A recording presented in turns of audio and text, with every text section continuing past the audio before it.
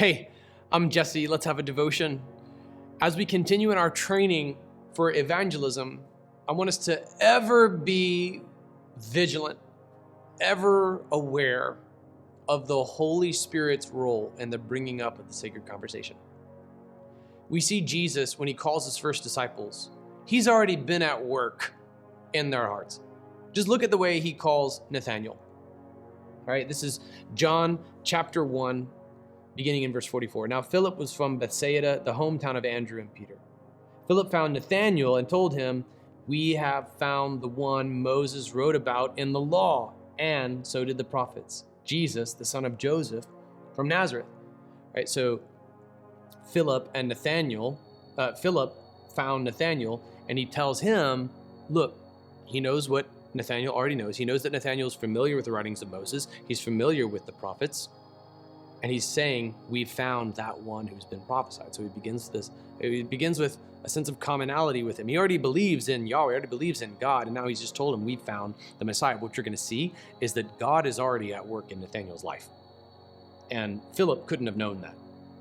Verse 46, can anything good come out of Nazareth? Nathanael asked him. Come and see, Philip answered. There it is again, come and see.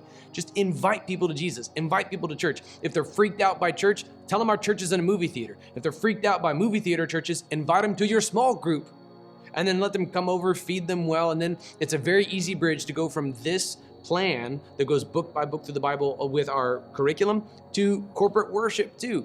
Especially when we get back into our book studies, which is going to be 95% of our 10-year plan.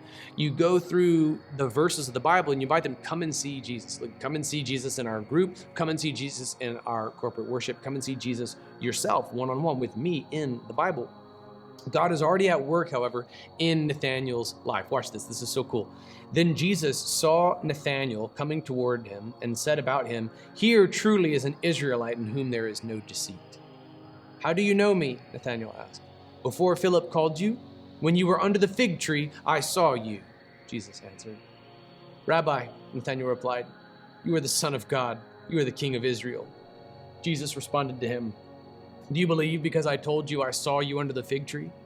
You will see greater things than this. Then he said, truly I tell you, you will see heaven open and the angels of God ascending and descending upon the Son of Man. He almost commits a sin of low expectations. You're so easily impressed. But the point is, God was already at work. He already saw Nathanael. God sees your skeptical friends. He's already at work in their lives.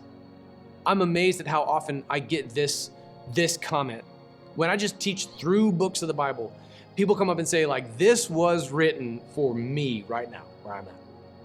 God is at work. God is already at work in their lives. And when you bring up the gospel, when you initiate the sacred conversation, you tell them, look, I'm one of those weird Jesus people. You ask them, what do you believe about God? Do you ever think about spiritual things? By what standard is something right and wrong? Where does it really come from? When you practice presuppositional apologetics and you bring up the gospel and you say, look, would you come and see? Would you come and meet me at church? Would you come with me to my small group?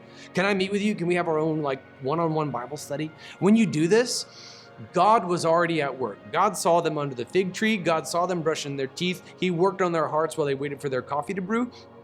God's already at work. It's not you alone in this. Jesus sees them. So bring up the gospel. Start the sacred conversation because God already has if they're going to be saved. Are you ready?